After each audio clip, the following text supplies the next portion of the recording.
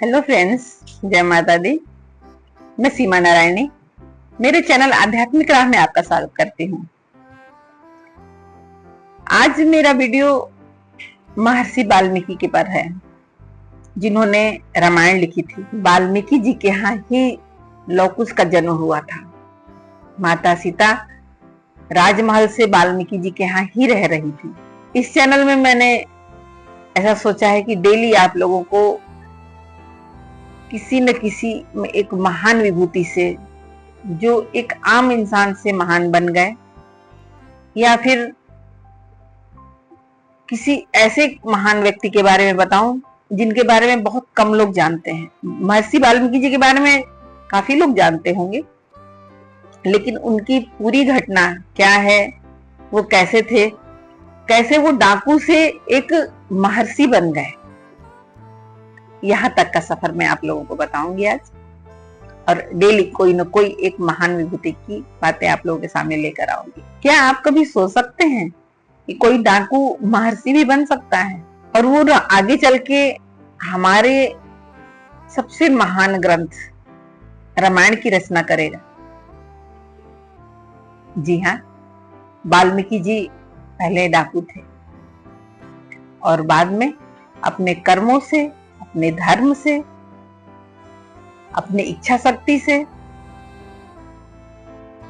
और अपने तपोबल से महर्षि का पद भी हासिल किया। ये कहानी हमें ये सिखाएगी कि जीवन में कोई भी व्यक्ति,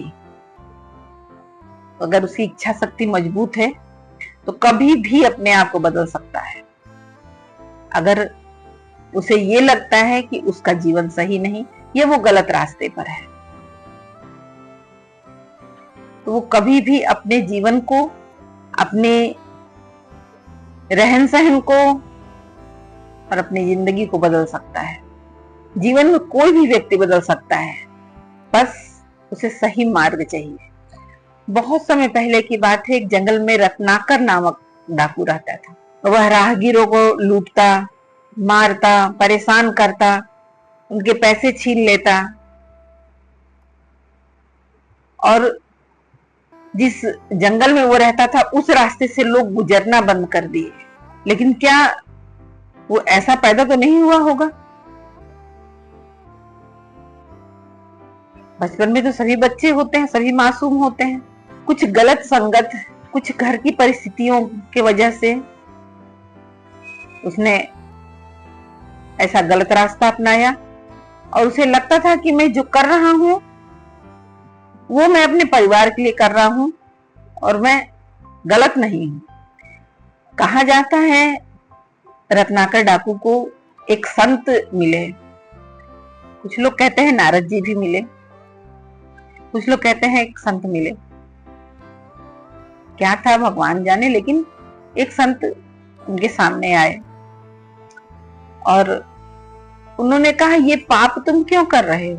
तो उसने कहा, अपने परिवार के लिए कर रहा हूं। तो संत ने कहा, क्या ये परिवार तुम्हारे इन जो भी कार्य कर रहे हो, गलत कार्य कर रहे हो, क्या इसमें भागीदार होगा? उन्होंने कहा, क्यों नहीं होगा, मैं जो भी कर रहा हूं उन्हीं के लिए कर रहा हूं, वो भी भागीदार है, केवल मैं अकेला भागीदार नहीं हूं।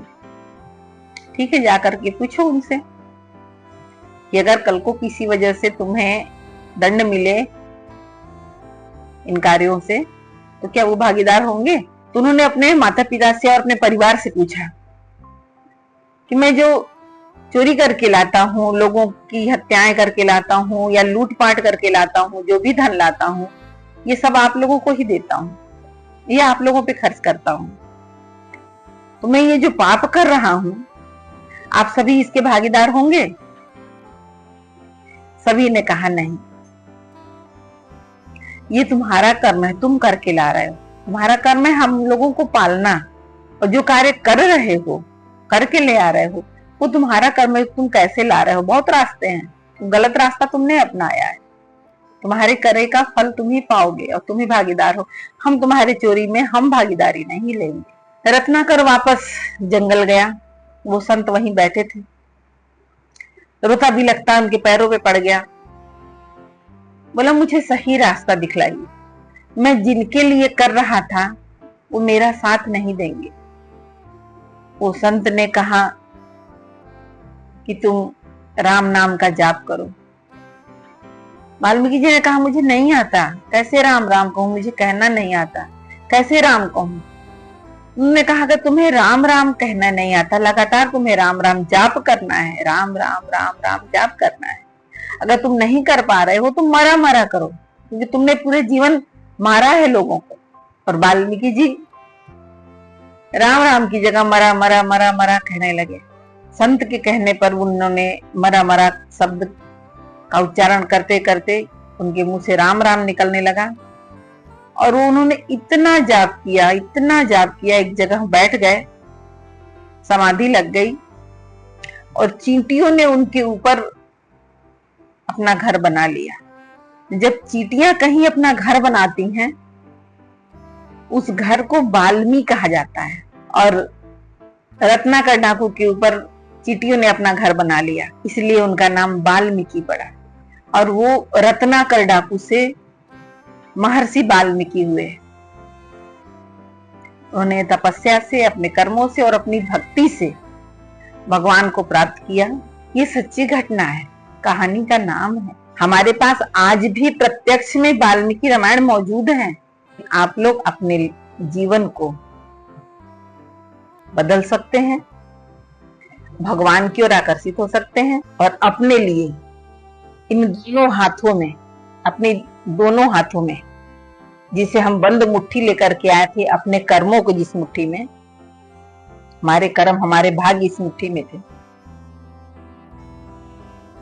जब हम जाएंगे इसको, जब हाथ खोलकर ये कर्म दिखाते हुए जाए कि हमने इतने कर्म किए, इतनी भक्ति की, इतनी तपस्या की, तब ऊपर वाला देखेगा और हमारी स्थिति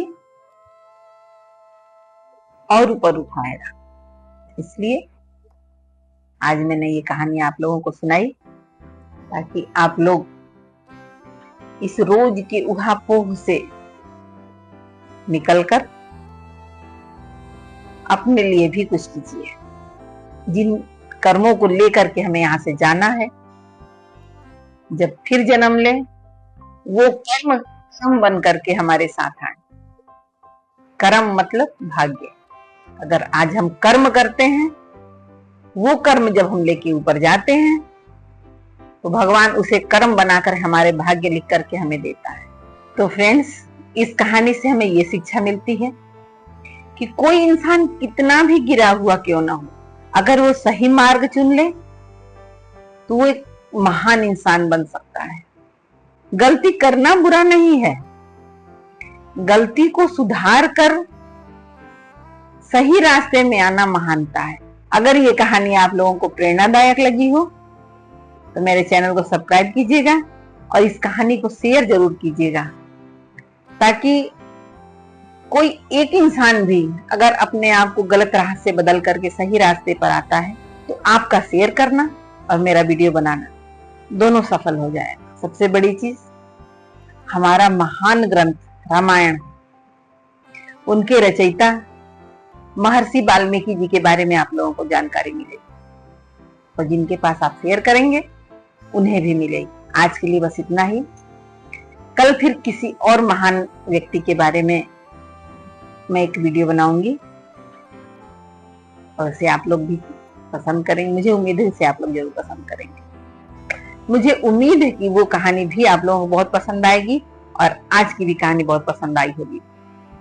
अगर पसंद आई है तो लाइक जरूर कीजिएगा। आज के लिए बस इतना ही। नमस्कार।